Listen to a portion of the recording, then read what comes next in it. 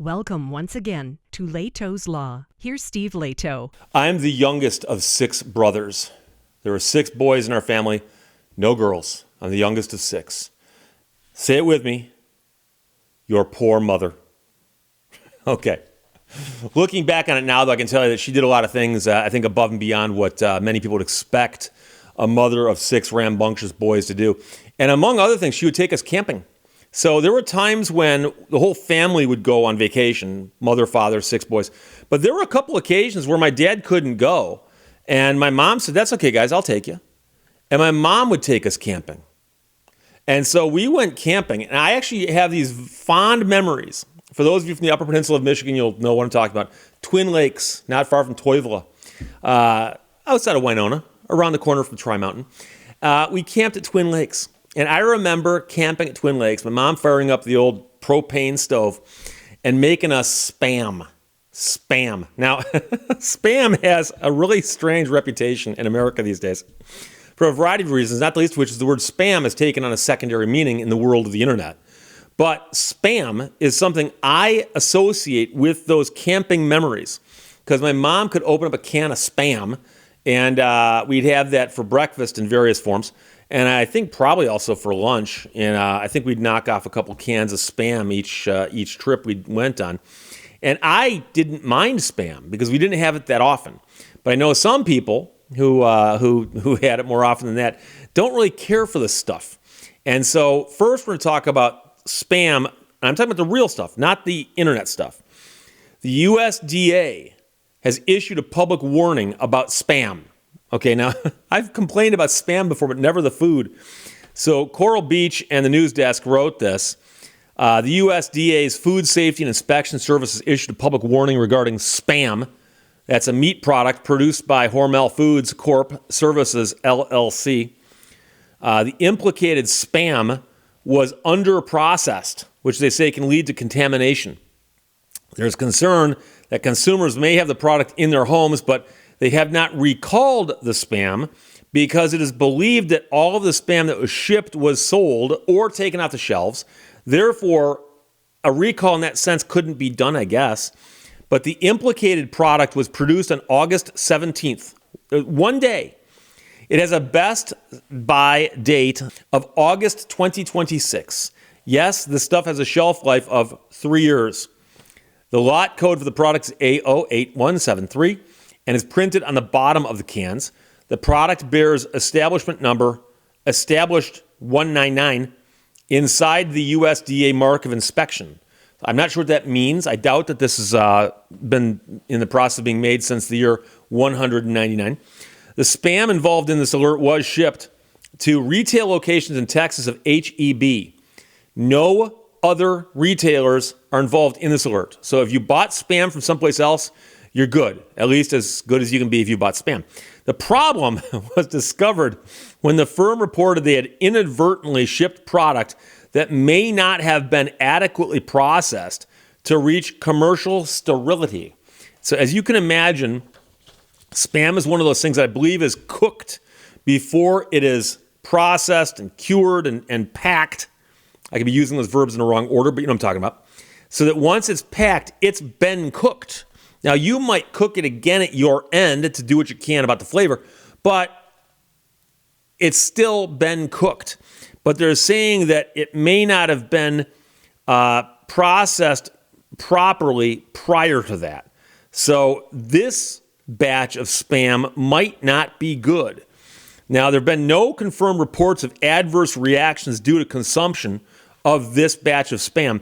Anyone concerned about injury or illness should contact a healthcare provider. So they're saying if right now you're watching the screen, shoveling spam in your mouth, and you suddenly don't feel well, they're saying that you should not contact me. You should not contact the USDA. You should contact a healthcare provider. That's your number one concern. Number one concern is your health. I care about each and every one of you, especially those of you who are eating spam while watching me. Consumers who purchase these products are urged not to consume them. These products should be thrown away or returned to the place of purchase. So you can return this presumably and get your money back, or you can throw it away if you want to save yourself the trip. But think about this. Right now, Hormel is advertising spam, and the USDA is saying, we're urging you not to consume them. Now, I understand the USDA is urging you not to consume a very small portion, but still, it's not good for business when you announce that, oh, by the way, we may have shipped a batch of bad spam.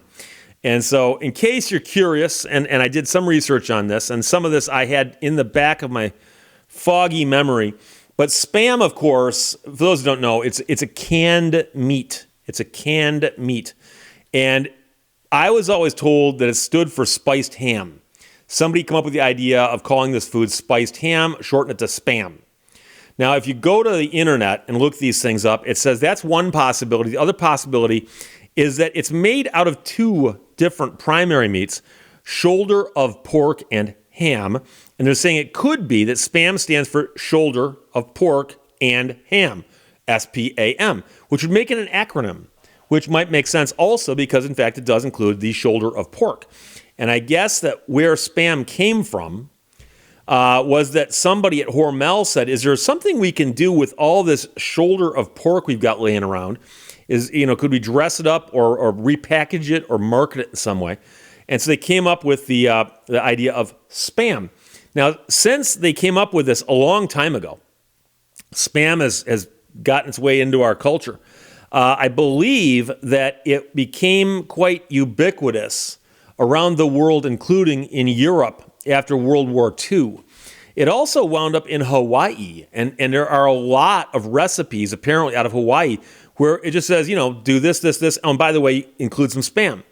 And spam actually has a distinctive quality to it that's above and beyond simply the ham or the shoulder of pork, okay?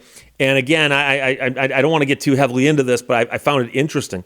But of course, everyone knows that the word spam has taken on secondary meaning with respect to junk emails and or when somebody gets bombarded with messages, whether it's a bulletin board in the old days or your inbox of your email or other millions of phone calls, you can call junk phone calls spam phone calls, and you would know what I'm talking about. And for those few people out there don't know this, it's all from a Monty Python skit. I looked it up. 1970 was the year it ran first. Series 2, episode 12, written by Terry Jones. And it's a funny skit. It's a little strange. I remember the first time I saw it, finding it kind of odd. And then after seeing it, a few hundred times since then, it is quite funny. And someone goes into a small diner and asks for a menu, and they say they want to order something. And every time they ask for something, it includes spam. So you can get eggs and spam, bacon, eggs, and spam and eggs, spam and toast, eggs, and spam. And everything contains spam. You literally can't get anything that doesn't contain spam.